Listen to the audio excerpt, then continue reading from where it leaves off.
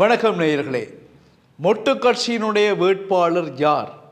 இது தொடர்பாக பல மாதங்களாக ஒரு பிரச்சனை இலங்கை அரசியலில் சென்று கொண்டிருந்தது. இப்பொழுது மஹிந்த ராஜபக்ஷ ஒரு முக்கியமான விடயத்தை பகிர்ந்திருக்கின்றார்.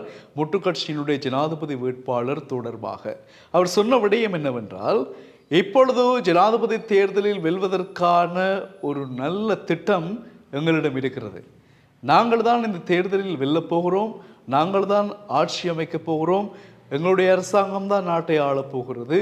ஆனால் அதற்காக வரக்கூடிய ஜனாதிபதி வேட்பாளர் ஒரு சக்தி வாய்ந்தவராக இருக்க வேண்டும், மக்கள் மனதில் ஒரு நல்ல இடத்தில் இருப்பவராக இருக்க வேண்டும்.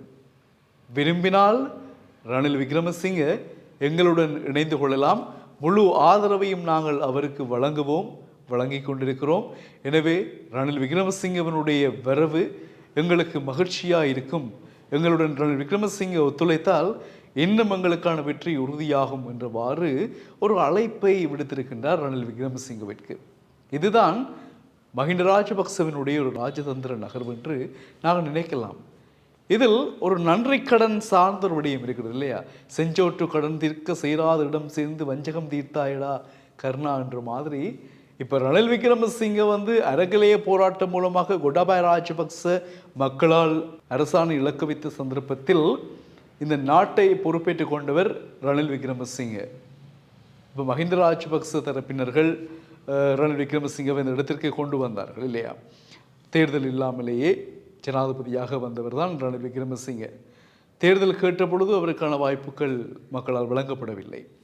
இப்படி வந்த ரணில் விக்ரமசிங்க இப்பொழுது மக்கள் ஆதரவை பெற்றிருக்கிறார் என்று கருத்து கணிப்பில் அண்மையில் நாங்கள் பார்த்திருந்தோம். 28% மேல் இப்பொழுது, அதாவது பிப்ரவரி மாதத்தில் இருந்த ஆணையை விட மக்கள் ஆணை 3-4 மடங்கு அதிகரித்து இப்பொழுது ரணிலுக்கு சார்பாக இருக்கிறது. இந்த நேரத்தில் இவ்வாறு பலம் பெற்ற ஒருவர், சக்தி வாய்ந்த ஒருவர் மொட்டு கட்சியின் வேட்பாளராக இருந்தால் நிச்சயமாக மொட்டு ஆட்சி அமைக்கும், அரசாங்கத்தை அமைக்கும் என்றதான எண்ணம் மஹிந்த ராஜபக்ச தரப்பினருக்கு வந்திருக்கிறது. அதனால்தான் இந்த அன்பான அழைப்பு ரணில் விக்ரமசிங்கவிற்கு விடுக்கப்பட்டிருக்கிறது. விரும்பினால் ரணில் விக்ரமசிங்க எங்களுடன் இணையலாம், ஒத்துழைக்கலாம். நாங்கள் சகல விதத்திலும் அவருக்கான ஒத்துழைப்பை வழங்குவோம்.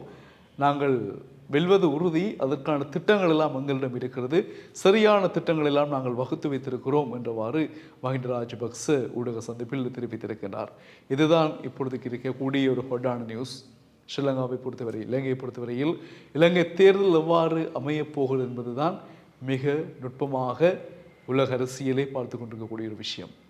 ஜனாதிபதி ரணில் விக்ரமசிங்க மீண்டும் ஜனாதிபதியாக வருவாரா அல்லது வேறு யாருக்கும் அந்த வாய்ப்பு செல்லுமா? பொறுத்திருந்து பார்ப்போம். மொட்டு கட்சியினுடைய முடிவுகளை மீண்டும் சந்திக்கலாம்.